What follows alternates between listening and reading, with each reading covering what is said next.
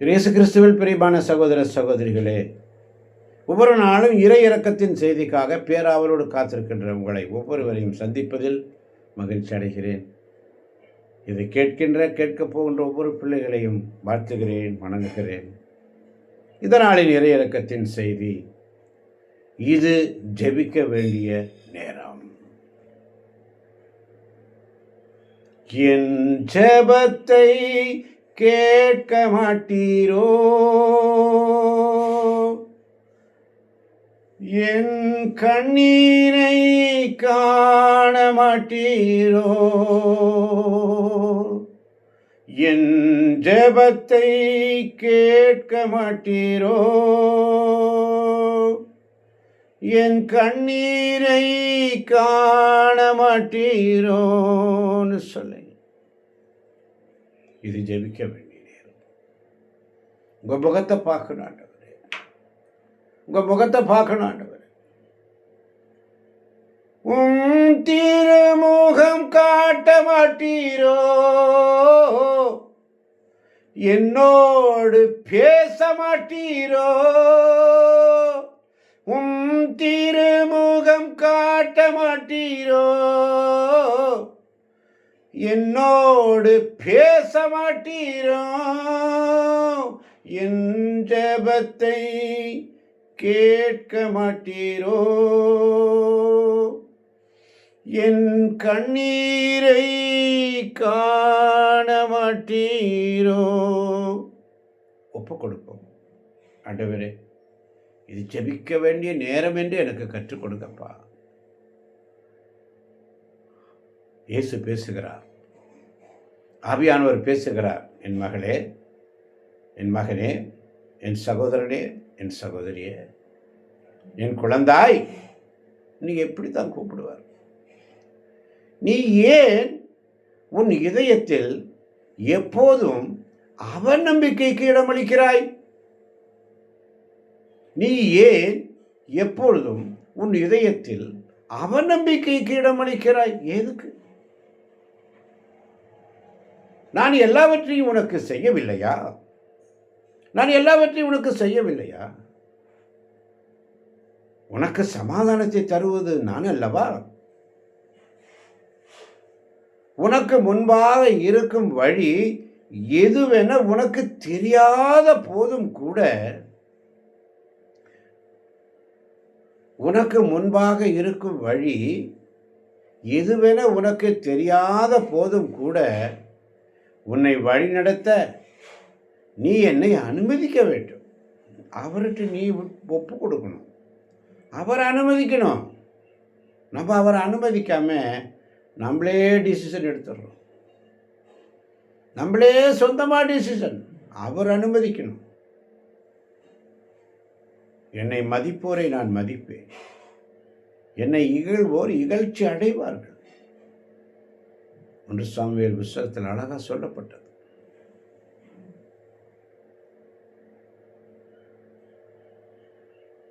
உன்னை வழிநடத்த நீ என்னை அனுமதிக்க வேண்டும் என்று நான் உன்னை கேட்கிறேன். பின் ஏன் நீ உன்னையே இவ்வளவு சங்கடத்துக்கு உள்ளாக்குகிறாய்? ஆவியானவர் சொல்றது உங்களுக்கெல்லாம் புரியலையா? நான் உன்னை வழிநடத்த நீ என்ன அனுமதிச்சிரு, நான் உன்னை நடத்துறேன். பின் ஏன் நீ உன்னையே இவ்வளவு சங்கடத்துக்கு உள்ளாக்குகிறாய்? நீயே சங்கடத்துக்கு உள்ளாக்கி, நீயே டென்ஷன் ஆகி, நீயே இருக்கிற. என் குழந்தாய், பொறுமையாயிரு, பொறுமையாயிரு. இதுவே உன் ஆன்மாவின் மிக பெரும் குறையாக இருக்கிறது. பொறுமை இல்லை நம்மிடத்திலே. இந்த பொறுமை இல்லை. இம்மீடியட் ஆக்ஷன் எடுத்துடுறோம். Immediately no no no no no, இப்படி இப்படி இப்படி இப்படி விட்டுடு. ஆண்டவர் சமயத்தில் அவருக்கு என்ன சித்தம்? குயவன் கையில் பிசையும் களிமண் போல என் சித்தம் அல்ல உன் சித்தம் போலாக்கும் சொல்லி ஒப்புக்கொடு. உடைந்த பாத்திரம் நான், எதற்கும் உதவாதவன், ஒரு குலைந்த பாத்திரம் நான், எதற்கும் எவரும் விரும்பாதவன். நான் அப்படி தாண்டவரேன், என்னை யாரும் பிடிக்காது. எரேமியா தீர்க்கதரிசி சொல்லுவார். எரேமியா 19:19 சொல்லுகிறது. எரேமியா 19:19. ஆமென். மன்னிக்கவும், 18:19. ஆமென். ஆண்டவரே, என்னை கவனியும், என் எதிரிகள் சொல்வதை கேளும். ஆண்டவரே, என்னை கவனியும், என் எதிரிகள் சொல்வதை கேளும். ஆமென். ஆமென். எரேமியா தீர்க்கதரிசி எளிதாக சூழ்ச்சி. எரேமியா எல்லாம் சொல்றதெல்லாம் ரொம்ப ஷார்ப்பா இருக்கும். அதனால தான் 20ஆம் வசனத்தில் சொல்றாரு பாருங்க, நன்மைக்கு கைமாறு தீமையா. வாசிக்கலாம் 20ஆம் வசனத்தை. வேறு யாராவது? ஆமென். நன்மைக்கு கைமாறு தீமையா, என் உயிரை போக்க குளிப்பறித்திருக்கின்றார்கள். அவர்கள் மேல் உமக்கிருந்த சினத்தை போக்குவதற்காக, அவர்களை குறித்து நல்லதை எடுத்து சொல்வதற்கு நான் உம்முன் வந்து நின்றதை நினைவு கூறும். ஆமென். நன்மைக்கு கைமாறு தீமையா, என் உயிரை போக்க குழிபறித்திருக்கின்றார்கள். அவர்கள் மேல் உமக்கிருந்த சினத்தை போக்குவதற்காக, அவர்களை குறித்து நல்லதை எடுத்து சொல்வதற்கு நான் உம்முன் வந்து நின்றதை நினைவு கூறு. எரேமியா முறையிடுறார், ஆண்டவரே, இந்த மக்களுக்கு நான் நல்லது சொல்ல போய் எனக்கு எதிராக நல்லதை தானே சொன்னேன்.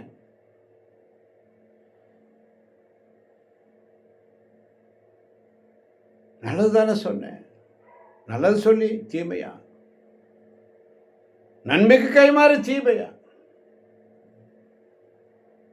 அதனால தான் இன்னைக்கு இறைவேண்டல் சிந்தையில் நீ ஜெபிக்க வேண்டியது என்ன? ஜெபிக்கணும், ஆண்டவரே என்ன குறை என்கிட்ட இருக்கிறது? உன்னை வழிநடத்த நீ என்னை அனுமதிக்க வேண்டும் என்று நான் உன்னை கேட்கிறேன். உன்னை வழிபடுத்த நீ என்ன அனுமதி? நான் சொல்ற மாதிரி செய்யுங்கிறார் ஆண்டவர். நீ அனுமதிக்க மாட்டேங்கிற. நீயே ஒரு டிசிஷன் எடுத்துக்கிற, நீயே ஒரு முடிவு எடுத்துக்கிற, நீயே எல்லாம் பண்ணிக்கிற. அவருடைய அனுமதி இல்லாமல் எதுவும் நடக்காது. தலையில் இருக்கிற முடியெல்லாம் எண்ணப்பட்டிருக்கிறது. ஒவ்வொரு முடியும் விடணும்னா அவருடைய சித்தம் எல்லாம் விடாது. ஆமென். அல்லேலூயா. ஆமென். பின் ஏன் நீ உன்னையே இவ்வளவு சங்கடத்துக்கு உள்ளாக்குகிறாய்? அழகா இருக்கு இறையிறக்கத்தின் செய்தி. என் குழந்தாய், பொறுமையாயிரு. இதுவே உன் ஆன்மாவின் மிக பெரும் குறையாக இருக்கிறது. எல்லாவற்றையும் இறைவனின் கரங்களில் ஒப்படைத்து விடு, அவர் பார்த்துக் கொள்வார். ஆபிரகாம் தன் ஒரே மகனை பலியிடன்னு சொல்லும்போது நம்மளா இருந்தால் என்ன சொல்லியிருப்போம்? ஐயோ, அதெல்லாம் வேண்டாம், பசங்க சின்ன பசங்க வேண்டாம், சின்ன பையன் இப்போவே கொல்ல போகிறீங்களா? அது எப்படி பலி கொடுக்கறது? ஆண்டவருக்கு அந்த குழந்தைய அர்ப்பணின்னு தான் சொல்கிறாரு. பலி கொடுக்கறது என்றால் அர்த்தம் என்ன? நீ அந்த குழந்தையை எனக்கு அர்ப்பணிப்பாயா? அண்ணால் தன்னுடைய கண்ணீரின் ஜபத்தில் சொல்ல, எனக்கு ஒரு ஆண் மகவை தருவீரானால் நான் அவனை உமக்கு ஒப்படைப்பேன், உமக்கு உகந்த பலியாக நான் அவனை உமக்கு கொடுப்பேன் என்று அண்ணால் ஜெபிக்கிறாளே. ஆபிரகாம் அப்படி நினைக்கலையே. உன்னை ஆசி வழங்குவேன், நீ ஆசியாக இருப்பாய், பெரிய இனமாக்குவேன் எல்லாம் சொன்னவர். ஆண்டவர் கொடுத்த ஊழியத்தை செய்ய மறுக்கிறாய். நீயும் உன் வீடும் உன் புதல்வர்கள் எனக்கு ஊழியம் செய்வீர்கள் என்று நான் உங்களுக்கு வாக்கு கொடுத்திருந்தேன். ஆனால் இன்னைக்கு அந்த வாக்கை நான் எடுக்கிறேன். அவர் பிடுக்கவும் கட்டவும் நடவும் அவர்கிட்ட தாங்க பவர் இருக்கு. நம்மளாம் புல்லை போன்றவர்கள். புல் முளைக்கும், கருகிரும். பூ நல்லா அழகாக வரும், காலையில் பூ மலரும், மாலையில் கருகிரும். அப்படிதாங்க நம்முடைய வாழ்க்கை. எல்லாவற்றையும் இறைவனின் கரங்களில் ஒப்படைத்து விடுவோம். இது ஜெபிக்க வேண்டிய நேரம். ஜெபி, நான் உன்னை ஆசீர்வதிக்கிறேன். என் அன்பு குழந்தாய், இந்த நாட்களில் நானே உன்னை பாதுகாக்கிறேன். என்னோடு சேர்ந்து இரு. உனக்கு நான் வழங்கும் அருள் கொடைகளுக்காக நன்றி சொல். என் குழந்தாய், உன் ஆன்ம குருவிடம் உனது இந்த ரகசியங்கள் எல்லாம் நீ சொல்லணும். உன் ஆன்ம குரு யாரு? பரிசுத்த ஆவியானவர். மனுஷர்கிட்ட வீக் பாயிண்ட்டை சொல்லாதே. அப்பாவை ரொம்ப விருப்பமாக கேட்பாங்க, ஆனால் உன்னை பின்னாடி கேவலப்படுத்துவாங்க. உன்னுடைய வீக்னஸை யார்கிட்டையும் சொல்லாத. அந்த நேரத்தில் ரொம்ப அக்கறையோடு கேட்பாங்க. காலம் வரும்போது அந்த வார்த்தையை வச்சு உன்னை கேவலப்படுத்துவாங்க. எல்லா காரியத்தையும் எல்லார்டையும் திறந்த உள்ளத்தோடு பேசாத. கான்ஃபிடென்ஸ் எல்லாம் இரு. இன்னைக்கு ஆண்டவர் உணர்த்துறார், எல்லாத்தையும் திறந்து போட்டு பேசாத. ரகசியங்களை எல்லாம் நீ என்னிடம் சொல். உன்னுடைய வேதனை, துன்பம், துயர் எல்லாம் ஆண்டவர் என்னிடம் மன்றாடு. அதனால தான் இன்றைக்கி இடைவிடா சகோதர குழுவில் ஒரு வசனம் போட்டிருக்குது. எரேமியா 33:3. எரேமியா 33:3.